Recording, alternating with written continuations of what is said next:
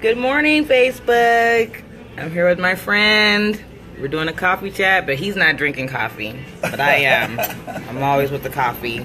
We're going to be talking with Mark Warlick today. He's the real estate recycler here in Arizona. Absolutely. And we're going to be talking about how we can work together to, increase our income. He's going to tell us a little bit more about his business and how he's able to get into the market. We don't have any watchers yet. Oh, we just got one watcher. Somebody just hopped on. Hi there, whoever you are watching. But we're just going to be sharing some information on how we can work with one another to, build relationships. I've known Mark now for, how long have I known you now? For 4 or 5 years. 4 or 5 years now. The time is going by so fast. I think I've only been in Arizona for 2 years. Well, it's 2 years. I was going off of what I knew. How long I've been here, so. We're California representatives, so we've got that Cali life going on. But we want to talk with Mark. He's been doing real estate investing. And how long have you been doing that? 30 years. Been doing it for 30 years. I'm putting the camera right on you now. Actually, probably a little bit longer, but I'm not trying to. I'm not older than 45.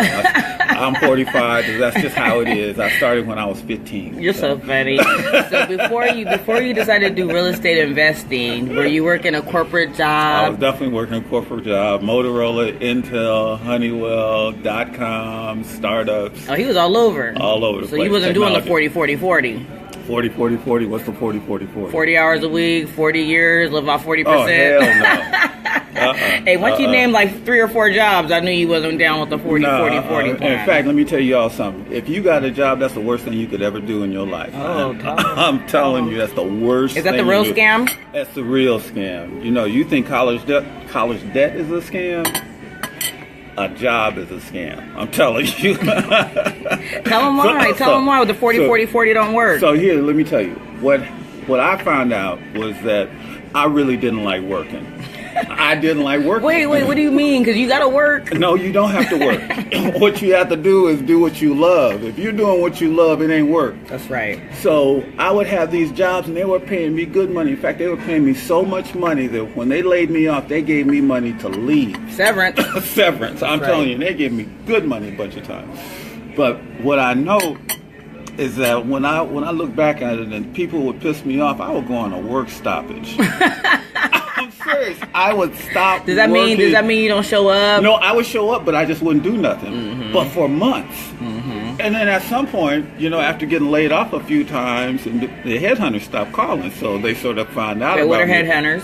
Recruiters. The recruiters. Mm-hmm. So then I came to a point where it's like, okay, now I guess I actually need to go do what I need to do something. Mm-hmm. So in this, so somewhere, I've always owned real estate. Okay. So about that time, then I started working for a company that was flipping. So I learned how to flip. Mm-hmm. And up to that point, I had been, a landlord, buying and holding and stuff like that. Mm-hmm. I learned how to flip. I learned their system. I learned how to evaluate properties, at least through their way. And, I got out on my own. And then by the time the bubble hit, 2008, I had projects going in Phoenix, Baltimore, and Atlanta, while living in Los Angeles. So you're getting national. Right. Mm-hmm. And I didn't get out in time. When the 2008 thing was going on, right? Yeah. Right. So I just didn't get out in time. So I left a whole lot of blood on the table on that thing. But what I learned, I just learned a whole lot out that whole thing. So we're talking about why it doesn't work. Why it doesn't work. When you have a job, you actually are going someplace you don't want to go to, and when you get off work, you have no creative ability after you get off work. Because you're tired, not inspired. You're tired. You're not inspired. You want to go home. You want to drink. You want to do whatever you do. You want to drink. You want to sit down and watch the TV because you need to regenerate. Re-energize yourself. And then by the time you feel halfway like you want to do something, it's time to go back to bed and start that cycle all over again. That's right. To combat that, whatever it is you love to do, I don't care what it is. If you like to shop, if you like to whatever it is, whatever you love to do a little bit every day. And you keep doing a little bit every day until in fact, just do a little bit every week until it becomes every day. That's right. Until it then becomes where somebody will recognize that what you do is really good, and they'll pay you to do it. I think earlier you mentioned something about learning systems. And I think that a lot of people as entrepreneurs, they don't realize that you have to have a system or a process in order. That's pretty much what it is, right? Yeah. So, learning, oh man, it's funny. I've been reading about learning, and I think we're actually, this is off script, but I think we're actually at the point where it's not about learning anymore. Okay. It's about actually remembering. Everybody has some genius within them. That's right. And you can't learn your genius. You actually have to remember it. You actually have to remember it. You have to bring it back together. You have to connect with it. And once you can connect with your own genius, then you can then apply it and you can apply it and extend it, expand it. And by doing that, see, nobody has your genius. If you're doing your genius, people will pay you for your genius. We got a coffee call. I'm about to get some more. I'm running a little bit low. But it's okay. So, I mean, as far as like remembering your genius, because a lot of people are just kind of like, I don't know what I'm good at. You know what I mean? Like, perfect question. So, when you were a kid, everybody told you knew what you loved to do, and then your family said you can't get a job doing that. So, right. So you go back doing that. Everybody has that. I don't care what it was. If you just like finding worms. Finding worms. I used to like finding worms. They're so funny. Thank you. Sure. Go back and do it. I'm serious. It's taking a little longer. It's okay. No problem. Not that bad. Can I have some more cream too, please? Oh, sure.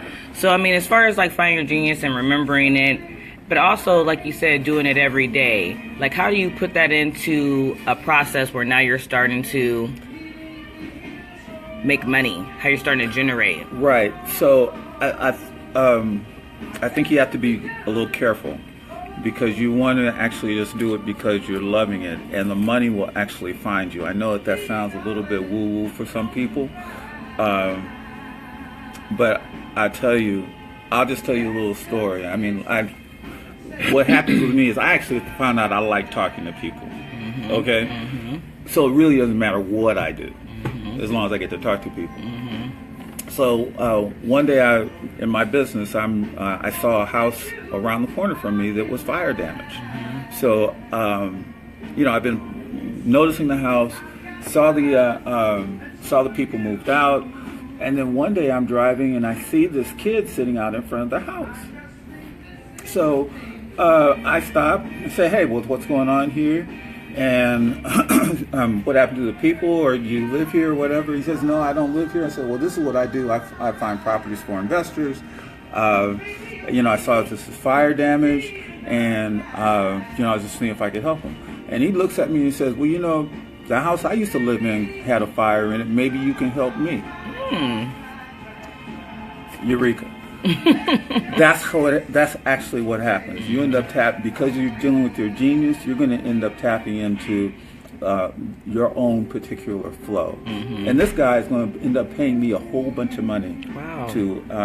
That was just happenstance. It was happenstance, but it's never happenstance. Right. Right. Thank you. So I'm saying all that to say is, when you start tapping into your genius, you're tapping into your creative side of your mind, your right side of your brain. So somebody has a question. It says, "What about when you're good at so many things? How do you pick?" You don't. You just do whatever's in front of you. You don't pick. You let it come to you. So if you feel like doing, let's say you have 5 different things.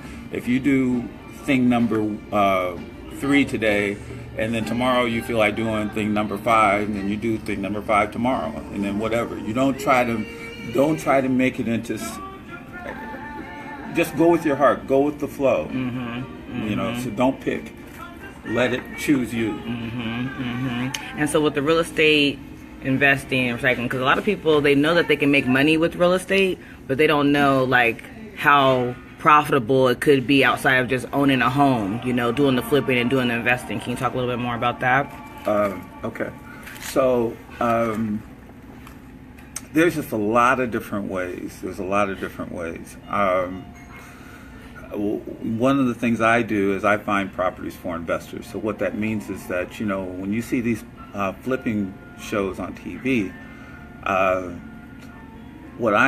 the guy who actually brings the deal of that jacked up house to that flipper. Okay, so for example, like I bet you, I don't care where you live, I can walk down one block of your street and I can tell you where a vacant house is. And if you're in your neighborhood, you probably know where those vacant houses are. So if you bring me a vacant house and I'm able to buy it, then I will give you $1,000. That's just how it is. He's putting it out there. Yeah, that's just how Let him know. That's just how it works. Okay. So, you know, it could be vacant houses. It could be sometimes people have family members that passed away. Sometimes there's just, you know, that jacked up house has been in the family for years and nobody wants to deal with it. You know, take the money and you know, do something else with it. So start a business. Or, right. So the answer to your question is a lot of different ways. Like I said, vacant houses. You know, of course you can be a commercial landlord. properties. Commercial. You know what? Commercial is a good thing. I don't know that game yet. Okay. And I will tell you, if you learn commercial, you'll do much better because it's less competition. It's much less competition, and because commercial is a more complicated process, you know, like I said, there's less competition, but you'll end up, once you figure it out, you'll be really, really valuable. So basically, figuring out a niche. Figuring out a niche. You know, figuring what area you want to work in, That's and basically exactly right. just maximizing it, and learning it, and just keep doing it. So you sent me a program, the NACA program. Can you talk a little bit about that for people who want to get into home ownership? Perfect, yes. NACA is NACA.com, NACA. And basically it's roughly a 6-month program where they will teach you about home ownership, about budgeting and stuff like that. But once you complete the program, you'll be able to qualify for a loan where they're not going to look at your credit. You'll be no down payment, no closing costs, and I think you might have to have 2 or 3 months of mortgage payments in reserve. But basically, you'll be able to walk into a house for a very minimal amount of money. Wow, do you get to pick it? Yes, and you get to pick the house. Yeah, you get to pick the house, and the house has to have be at minimal standards. When I say minimal, like FHA standards, so you're not talking about low-end properties. You do have to find a real estate agent that is familiar with the program and how, you know, because it might be a little bit different from their standpoint. Right. But for 6 months, you know, to get into a house, particularly here in Phoenix, where you don't have to do any real money down, you know, you're going to come out, you're going to win on that because whatever you're paying for rent is the same amount of money will get you a really, really nice place. So, I mean, that's a good segue into, because a lot of people, we're dealing with numbers all the time, right? But we're not really seeing how those numbers are really impacting us and how much money we're actually putting out. So, like you just said, paying a rent versus getting a mortgage. Can you break down the numbers so people can see? Oh, our food is coming. Food is coming. We're at Dana's Bake Shop and Bistro in Scottsdale. She is awesome. She made Mark some waffles. This is my plate here, the big breakfast. But we're gonna go ahead and run down these numbers really quick, and then we're gonna eat our food. What do you need? Fork and knife. But just tell us really quick the differences here between investing in renting and then investing in. So, for those people who relocate, I have a quick story. I met a guy at an event where he moved from San Diego and he was paying $1,800 a month for a 900 square foot house. Okay, for adults. Now that's San Diego. That's not Los Angeles. That's not New York. That's not San Francisco. Okay, thank you. He moved to Phoenix, and he's paying $900 a month for an 1,800 square foot house. Wow, flip it. He completely flipped it. So, so I say that just to show the relative value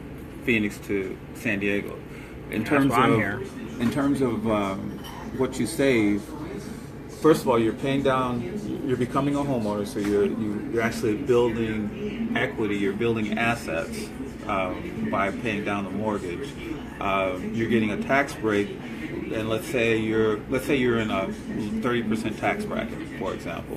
So if you're paying $900 a month, basically you're reducing your tax liability by $300 every month. Wow. Okay. So that's your tax break. That's your tax break For being a homeowner. For being a homeowner. And then, so that's really the way you look at it. Hey, Nadej. Nadej said hey. Hey, Nadej, what's happening? But I mean, those are just the numbers really quick, breaking down. Just add it up yourself. How much money are you paying in rent every year? And then look at how much you can get a home for. So right now, I think I've seen some homes going for about $200,000, $180,000. If you're renting, you're pretty much paying that in 5 years, probably. Right. Well, let's say a 200,000, 4%. That's probably $800 a month. $800 a month. Okay. $800 a month is what your mortgage would be, thereabouts.